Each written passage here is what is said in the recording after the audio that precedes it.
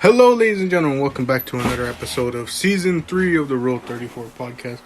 I'm Jack, joined by my guest, Mr. Solis.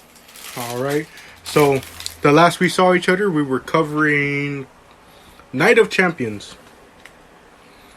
And we are back for a very special occasion because it's not WWE we're covering. Hey, and it's not exclusively AEW. It is the peanut butter and jelly, the Reese's Pieces peanut butter cup of AEW and New Japan Pro Wrestling's presentation of The Forbidden Door. Yes, but before we get into that, how have you been, sir? I've been fine, Jack. We are fully into summer. And, doesn't it feel it? Remember all those weeks of gray, foggy gloominess? Yeah. They're behind us because the sun's out now. Not only is the sun out, but you just feel the heat a lot more. Sure, you certainly do. But, things are real quiet at school. Summer school starts right after the 4th of July weekend, and the whole school, the whole network, has a 5-day weekend this weekend, starting on Friday. Nice. So you know what I did? I took Thursday off. Always a smart plan. Yeah. And how are you, sir? I've been doing pretty good. I actually went to go visit my old high school. I went to get a official copy of my transcript so I can go give it to LACC. Oh, wow. Other than that, I've been doing pretty well. I went to a concert, and other than that, I've just been keeping up, doing well, doing my walking, of course. And soon, the guys and I are going to be talking soon about the future plans for this podcast, but I won't spoil too much about that. Ooh, foreboding. But who'd you see in concert? I went to see Twice, the K-pop group, with one of my friends. Oh, cool. Yeah, we went to, it was at SoFi. It was quite the unique experience, not only because that was my first time at SoFi in like such a big, stadium. Like, that's the biggest place I've been to for like any type of event, I would think. Yeah. And it was just such a unique experience because it's very much different than normal concerts, I would say. What kind of, like, what percentage of the SoFi Stadium was occupied by a Twice fan, do you think?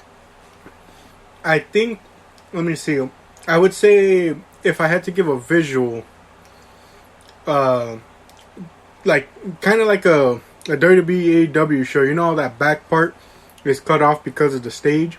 Yes. So that was cut off, but everything else from all around it, I would say that would be about maybe 3/4 of the stadium probably was filled. Really? Yeah. Oh, wow. And it was pretty loud. Like, my dad, mom, and brother all went to go pick me up afterwards. And they arrived when they were doing, the encore stuff. And they could hear it all the way out there. And they could see all the lights. They can.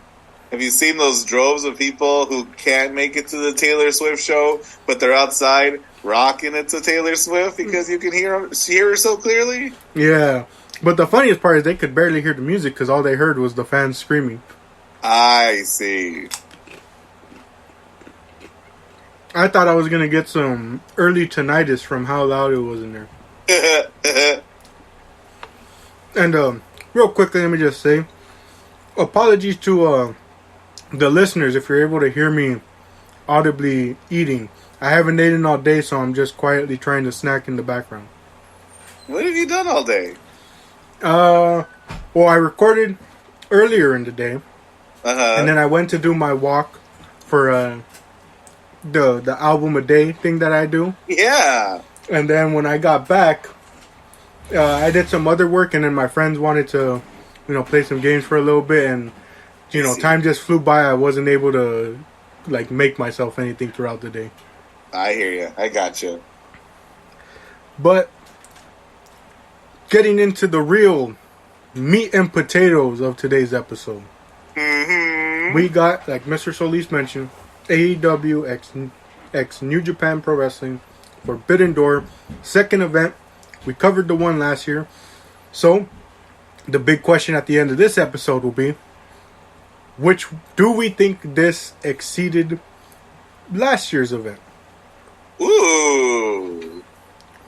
And a lot of people said that based off of the card alone, it looked like it exceeded. But obviously, matches have to execute. And I think that will be a big talking point about one of the matches that happened on this show. I was just about to say, Jack, I came in ready for you with a big old question answer at the end of it. And my big question was, in the same spirit, but a different focus. I was going to ask you whether Kenny Omega versus Will Ospreay for the New Japan, is it IWGP, United States Championship? I think that so. match was better than their encounter in January at Wrestle Kingdom. Definitely some big questions to ask ourselves, but yeah. Starting off, real quickly, sir, because we saw from last year with a certain match that happened on the 0 hour, the pre-show, that sometimes you do have to pay attention. Was there anything that you felt caught your eye from the pre-show? I didn't watch the pre-show with fidelity. I was cooking and I had it on in the background. But with like the intent to watch it again later. And the match that I'm most excited about is actually a tie between LIJ versus the United Empire and El Fantasma versus Stu Grayson. All right, yeah.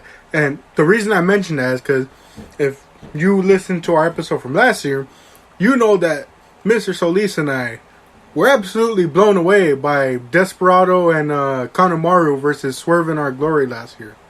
Right. It was arguably, in my opinion, one of, if not the match of the night. Like, it was amazing. Very well.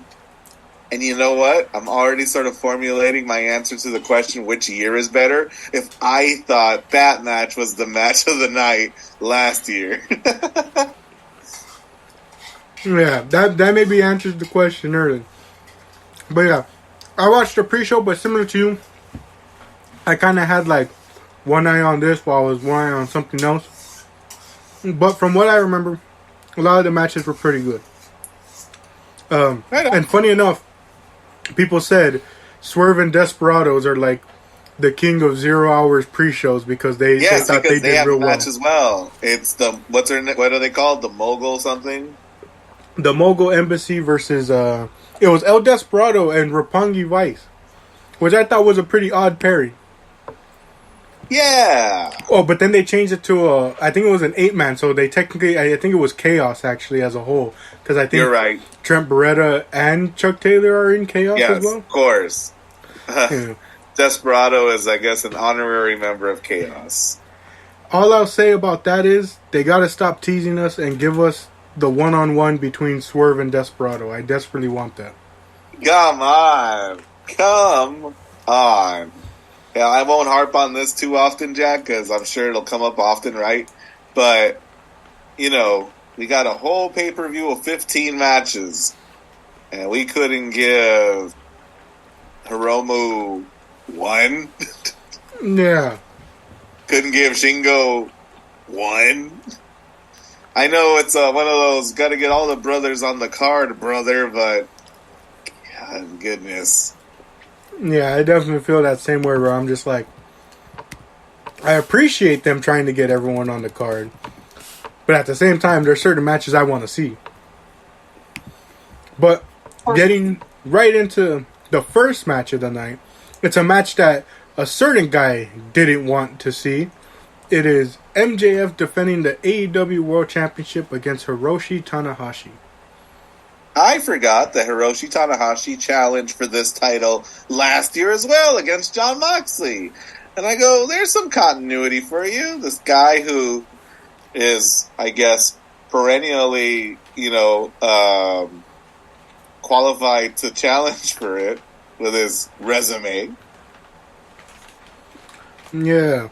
And a lot of people kind of had this, like when it came to thinking about what match could MJF had, this was the one that a lot of people proposed just because of the fact that MJF is always talking down on New Japan Pro Wrestling, and who represents them more than Tanahashi? This is true. And I just wonder if there were some matchups that would have just made more sense. But here we go, and I thought the two guys did a lot with what they had. When during the entrances, right? Tanahashi's gets the big old ace entrance, and then MJF comes out, and he's MJF even before he hits the ring. Mm-hmm. He's got the jacket that says New Japan Pro Wrestling is an indie fed or something like that. Woo! Sewn into the back. And when he takes it off, he's got elbow pads that say Ace is a $. Already healing it up from MJF. What'd you think about it, sir? Because I know for sure when I was going into this match, I sort of had middle ground expectations just because I know Tanahashi can get a good story-wise match out of MJF, but physically wise, especially the main thing that people were bringing up is Tanahashi's knees. It isn't going to be ultra fast-paced like a lot of the matches we see later in this card. And I don't see a lot of MJF matches because I don't watch the weekly show or the AEW pay-per-views. But when he has a match, what frustrates me, Jack, is how fast-paced he is, actually. He runs his mouth, he talks people down, but that guy's just a big old Mark McMarkuson, too. And, his matches was Darby we've seen, as the Four Pillars one I've heard is you're doing way more than I think that character should. And so this, this real sports entertaining match, I think, gave him room to be the obnoxious guy he sells himself as. Yeah, definitely. Running away, rolling out of the ring, going so far as to try to leave mid-match. He's like, I'm done, I'm out of here. And what brings him back? Tanahashi has the power to turn that whole audience against MJF and cheering, coward. How could it have gone south fast, Jack? He asked them to say something we never hear anyone say. Say coward. And they all went, okay, coward. And it was great. Yeah, I really loved it. Especially, to play up what I was mentioning, he starts targeting the knees as well. Tanahashi tries to limit him, but there's also these cool moments where, it's Tanahashi's getting the best of him and trying to get him to realize, to stop being so arrogant and sort of ignorant to, other forms of wrestling out there, Yeah. And I really liked that story, but overall I thought it was a good match, and then I have to mention it because, I gotta be fair. If I bring it up with WWE, I gotta bring it up here. MJF, classic, imitating Roman Reigns. Gotta get a ref distraction, a little mini ref bump, and a cheat to win. Jack, I was so worried about the ref involvement in this match. I was convinced that this guy Bryce, and it's got to be bad if I know the guy's first name. I thought Bryce was going to just start siding with MJF, and we were going to run with this heel referee because he got so involved. I'm like, get the heck out of the way! Which, spoiler alert, is going to come up later again. Yeah, but overall, I think that was a pretty good opening match for tonight. I agree. Yeah, MJF, of course, gets the win. It's one of those matches, a card like this night's has a lot of foregone conclusions, but I think they got to the inevitable in an enjoyable way. MJF retains his title. Yeah, real good match.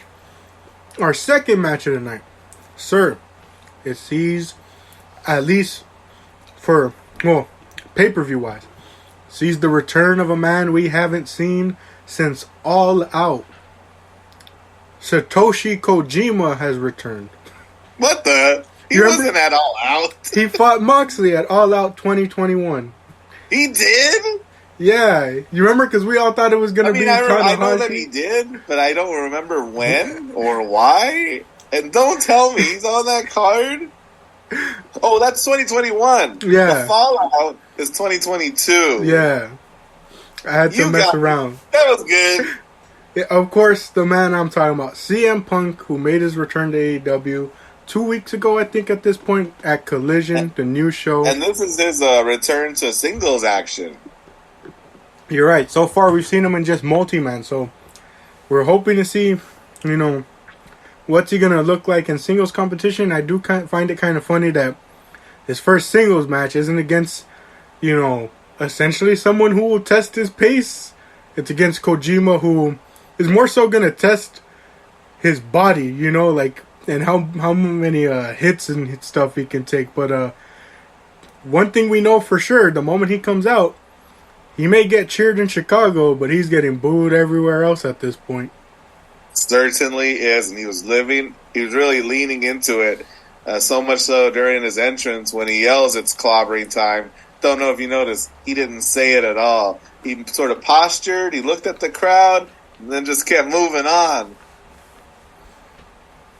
Yeah, he's been really healing it up at this point.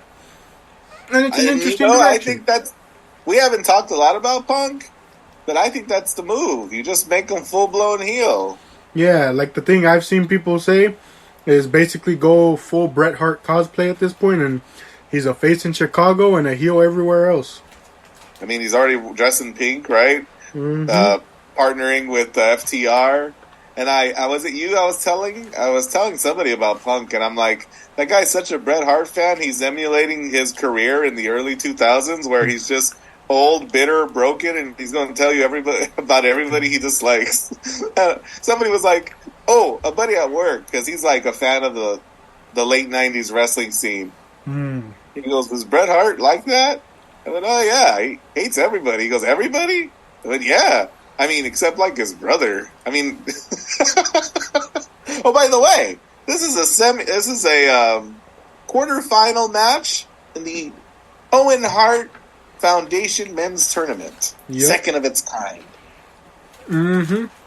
And Punk touched the trophy on his way in, which had me believing he could lose.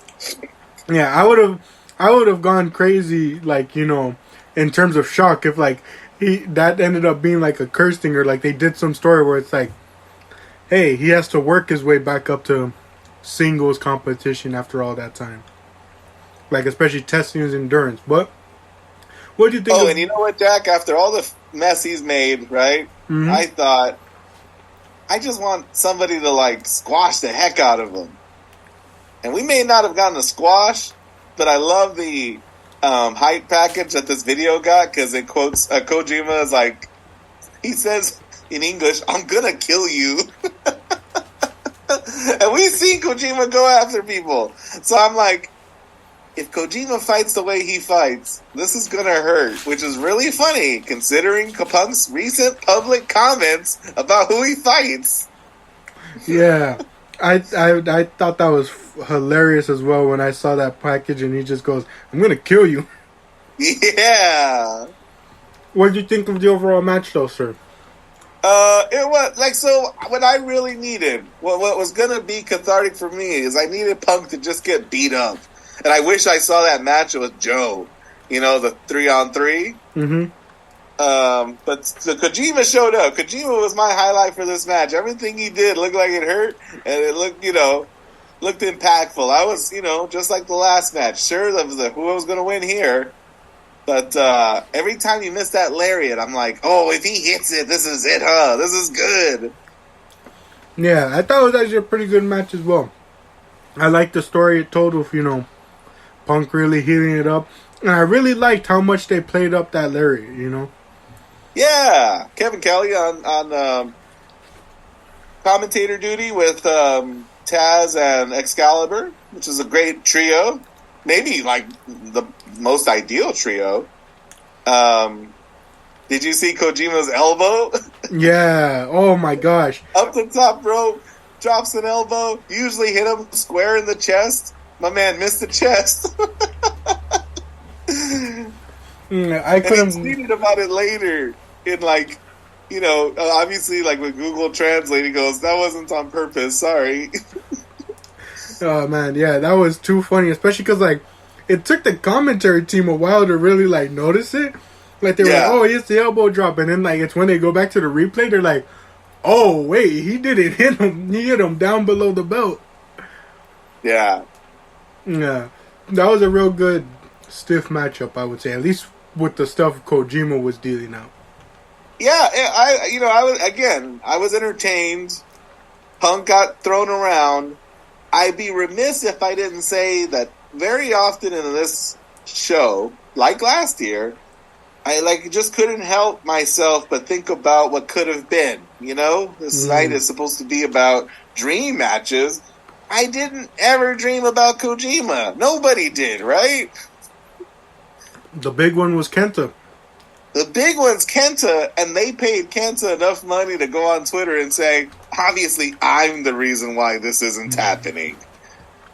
Yeah. No, stop it. We know exactly why that match isn't happening. Yeah. Speaking of... Because, old man Punk can't take a joke or a punch. Goodness. It's funny because you have that, but yet FTR, you know, they dealt with their whole feud with the Bucks all those years, and the Elite all those years when they weren't even in the same company. All the jokes that they would say about the FTR is like, it wasn't until they got to the company that they finally were able to make like a story out of it, but they dealt with it. They knew it was all jokes at that point once they learned about it. Haven't they fought the Bucks literally like once? I think twice. Okay, twice. You don't say, huh? Moving on. I want a forbidden door of Dynamite and Collision wrestlers. Their own Survivor Series. Oh my. Brand supremacy. Oh man. Our third match of the night is a doozy, and it's for the AEW International Championship. It's Orange Cassidy defending against Daniel Garcia, the Ring of Honor Pure Champion Katsuri Shibata, and the New Japan Pro Wrestling World TV Champion Zack Sabre Jr. Commentary gets me all excited about the fact that Daniel Garcia is the only man in that ring who doesn't have his own belt. Yeah.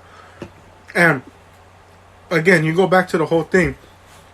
This was not a match I was expecting. I was like, what do they have planned for Orange Cassidy at Forbidden Door? And next thing you know, Zack Sabre Jr. shows up. Shibata gets involved. Daniel Garcia gets involved. And I'm like, whoa. This is a pretty crazy matchup on paper because like I wasn't expecting any of it. No, you're absolutely right. This is definitely one where like we got more than we bargained for. What'd you think about it, sir? It was fun. It was fast paced, and everybody got their stuff in. Right? They did the thing that multi-man matches do, which is like people take turns doing things. Right? Yeah. But because Orange Cassidy's in it, I'm willing to forgive it, right? It's an Orange Cassidy match. So there's a few things that just sort of happen canonically that maybe I'd be more bothered by if it was anyone else. Yeah.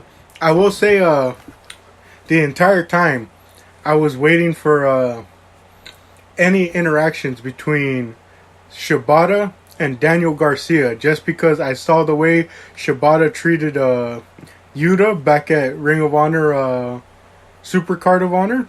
Ah, yes. And then if you want to say the third guy in that sort of trio that people like sort of group together, he had a match against Lee Moriarty where, you know, that one was a bit more even, I would say, but you know, Shibata still got the best of Moriarty. So I was like, he beat the hell out of Yuta back in Ring of Honor. I want to see what he does to Garcia, who's still doing all this sports entertainment stuff, you know? Yeah, and I think one of the highlights of the match for me, right, in this four-man affair is, like, there's this real showdown going on between Shibata and Zack Sabre Jr. They're just going to town on each other. And every time Daniel Garcia tries to get involved, they're just ignoring him. Yeah. And if they don't ignore him, they just take turns beating the heck out of him, but then coming back to each other. And that was so good. Yeah, I love that. Like, they would just push him away, and they would go fight, and then he would come in, and they would, like, do it. And the funniest part, or, like, one of the other funniest parts to me was also when, Shibata, like, hits him, and you're like, and you think it's going to be one of those moments where, like, he knocks him out. And then Garcia just gets back up and starts, like, doing his dance, and that's when Shibata just decides to, like, start wailing into him even harder, essentially just getting more and more angry that he's, like, not taking any of it seriously. Yeah. Yeah, I thought that was some pretty fun interactions in this match as well. Zack Sabre Jr., I know I shouldn't have been surprised, but my goodness, was he really bending the limbs a lot in this match, where I was visibly just, like, wincing a bit and going, oh, man, like, that's looking like it's going a bit too far. Especially Orange Cassidy, right? Yeah. He was really, like, wrenching the arms and the fingers. And then I mentioned it for the MJF match. I gotta mention it here. I don't know if I'm the biggest fan of this finish. Just because it's not only seemed too cliche, but it seemed a bit counteractive, if you want to say, to Orange Cassidy's character and, like, story arc so far, where, like, or counterproductive. Yeah, because, like, though he's, a lazy guy, character wise, and, is just trying to do his best to, like, retain this title, doing the bare minimum, I do think it was a bit odd that, he's the one that comes in, throws Shibata out, and gets, like, a quick roll-up pin. Yeah, I mean, I wasn't as bothered, but I can see your point. Yeah, we got Shibata hitting the punt kick, right? Yeah. On Daniel Garcia, right? Yeah. We should have always known Daniel Garcia was going to be our fall guy in this match. Before he can get his own pin, Orange Cassidy pushes him out of the ring. Steals one. Which, maybe speaks to, like, him just being a long international champion. A long reigning international champion. Having to sneak out win. Because, his time with the belt is slowly coming to an end. Yeah.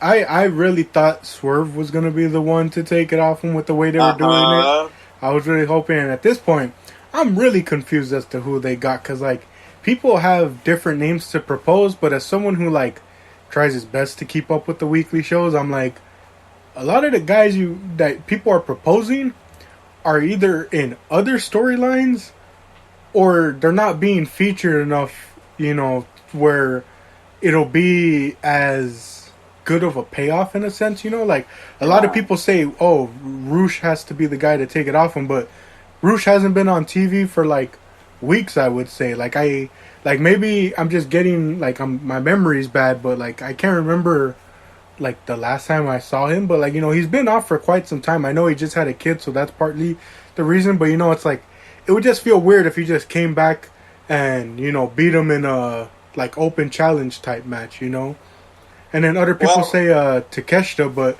he's involved in the BCC Elite storyline. It's not like he can just quickly jump out real quick, have a match for the title, win it, and hop back in, Yeah, whoever it is, I've heard folks pontificate that perhaps it happens at All Out or All In, the show that they're going to do at Wembley Stadium in London.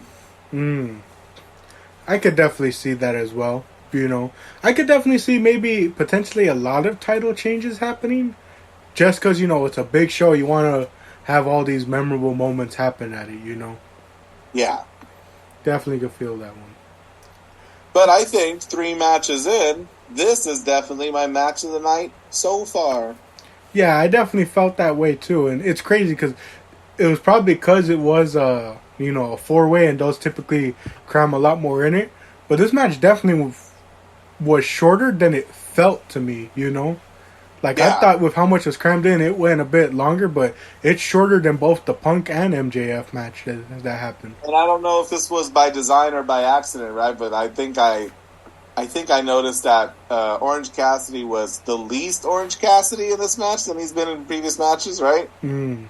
He was like, from the get-go, ready to just go. Yeah. Moving on to our next match, though, sir.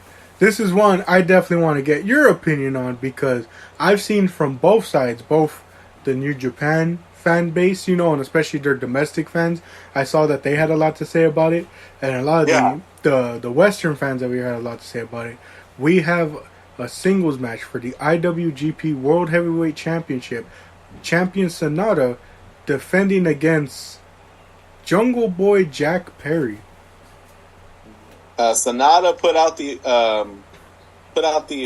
open, or what do you call it? The open challenge. Open challenge. Somebody step up to Sonata, and Jungle Boy Jack Perry did.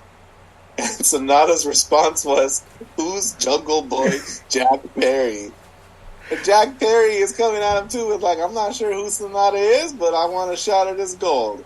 And I don't know. I'm really into that. I like that. I like the. I find it hard to believe that either of them don't know of the other, right? Mm-hmm. Sonata's been around for a while, but I might believe that Jack Perry doesn't watch Japan stuff. Yeah. Jack Perry's been around for a while, but I might believe that Sonata skips AEW. Yeah, especially when you have guys like Okada and Tanahashi, when they were talking about Bryan Danielson, they mentioned that they didn't really pay too much attention because whenever they were tuning into WWE, the only stuff they were watching was Shinsuke Nakamura's stuff. That's wild. That's cute. It's like we're just here to support our friend. Yeah. But so yeah, I definitely saw a lot of mixed reviews on this from all sorts of sides where they were just he doesn't seem like as big of a name of a challenger for Sonata. But I'll tell you what. I mean, I think the way that the commentators handled it, right? Mm-hmm. Because Taz starts the match going, "Hey, I'm going to address the white elephant in the room." He called it a white elephant. You don't got to call it a white elephant, Jack. That's a game that you play at Christmas with gifts.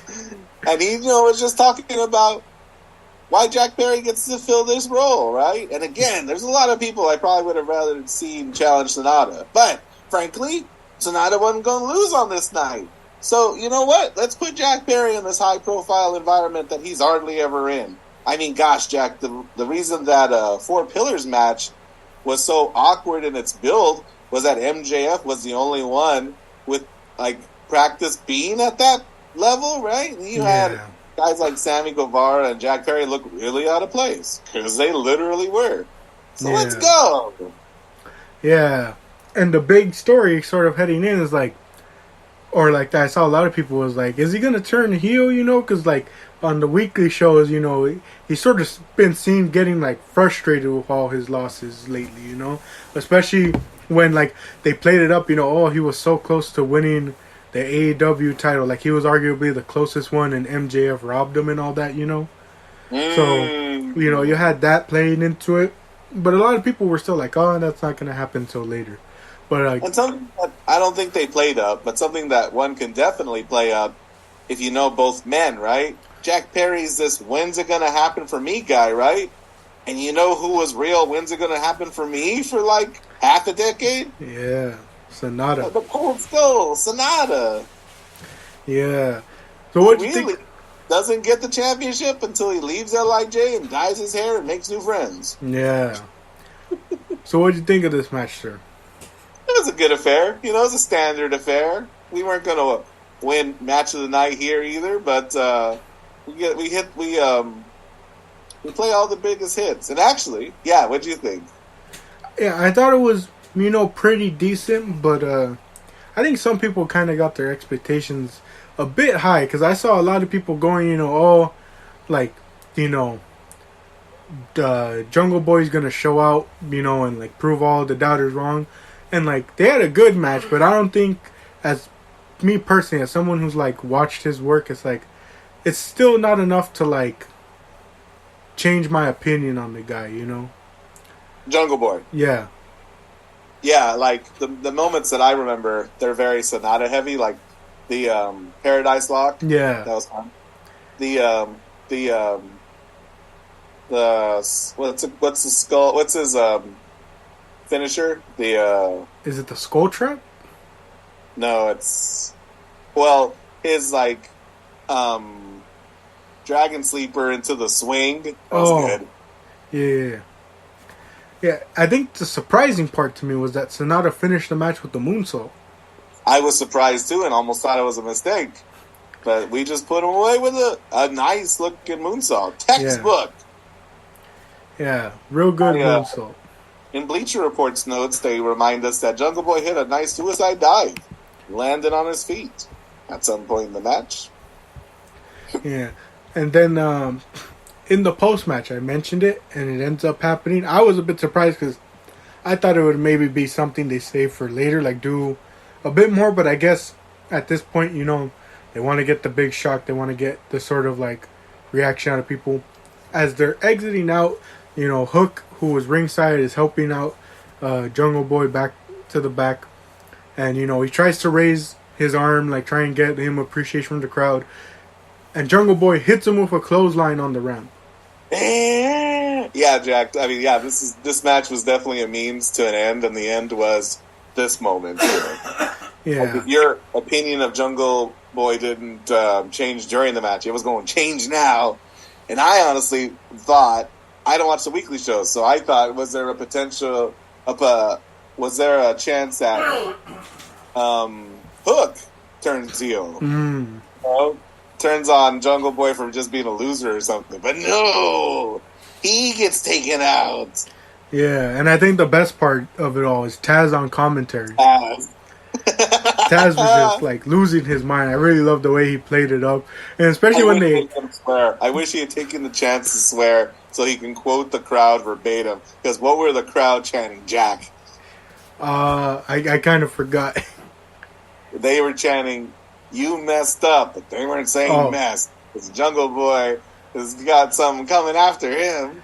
Yeah, and the part I love the most is when they panned back to the announce team, and you just see Taz there with the glasses off, just kind of like staring down the camera, just like real angry. Yeah, he's trying to tell him, "Hey, your boy's gonna grow from this moment." He goes, "Yeah, I appreciate that, Kevin. I appreciate that, but listen, I just don't know what to do."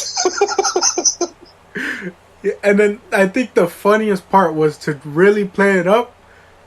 He's not on commentary from that point afterwards. Like, he leaves commentary. I wondered if that was on purpose, if like they were always going to switch him out with Tony Schiavone just so that we can get Tony in the second half of the night. And this was like just a clever way of doing that. Because you know how they bring Jim Ross in like at parts of the show, right? Yeah. I think it was clever. I wish he had sworn. Yeah, that was a pretty fun part of the match. And, I've seen a lot of people describe it this way as a sort of sink or swim moment for Jack Perry. A guy who's kind of struggled a bit to find some character and personality to himself. Maybe a heel turn can be just that. I hope so. He picked the wrong guy, though, right? Like, if you say it's sink or swim, my boy is going to sink hard and fast, because I think the person coming out of this story looking good and looking better is Hook. Yeah. Yeah, definitely. How much time we got left? We have 6 minutes. Goodness, and a whole lot of card left. I think like 6 more matches. Yeah, we got the Elite with Eddie Kingston and Tomohiro Ishii versus Blackpool Combat Club, Takeshita and Shota Umino. We have Toni Storm versus Willow Nightingale for the AEW Women's World Championship. Will Ospreay versus Kenny Omega for the IWGP United States Heavyweight Championship. The return of Los Stingo Bernables versus the Suzuki Gods is what Jericho called them. That was very well put. And of course, we have the main event, Bryan Danielson facing off against Kazuchika Okada.